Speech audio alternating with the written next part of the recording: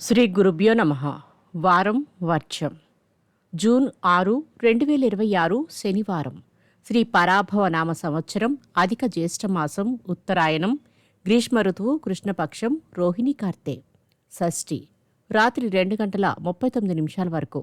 నక్షత్రం శ్రవణ. ఉదయం 6 గంటల 3 నిమిషాల వరకు.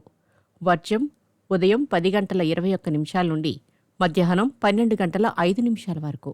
దుర్ముహూర్తం తెల్లవారుజామున 5 గంటల 33 నిమిషాల నుండి ఉదయం 7 గంటల 13 నిమిషాల వరకు. రాహుకాలం ఉదయం 9 గంటల నుండి 10 గంటల 30 నిమిషాల వరకు. ద్వాదశ రాశుల వారు ఈరోజు చేసుకోవాల్సిన పూజలు. శ్రీ ఆంజనేయ స్వామివారి దండకాన్ని చదవండి.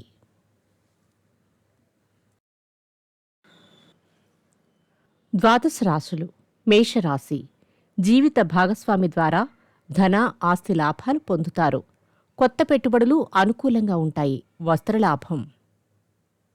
వృషభరాశి. నూతన వ్యక్తుల పరిచయమై మాట సహాయం అందిస్తారు.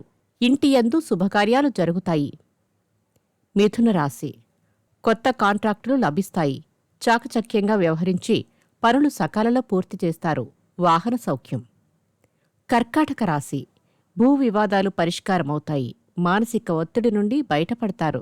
గృహ నిర్మాణాలు చేపడతారు. సింహరాశి. ముఖ్యమైన కార్యక్రమాలు సకాలంలో పూర్తి చేస్తారు. సంఘంలో గౌరవ ప్రతిష్టలు పొందుతారు.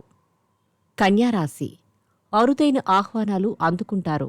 రాజకీయ రంగాలలోని వారికి విదేశీ పర్యటనలు ఉంటాయి. వస్త్రలాభం. తులారాశి. ఆర్థికపరమైన లావాదేవీలలో మధ్యవర్తి వ్యవహారాలు లాభించవు.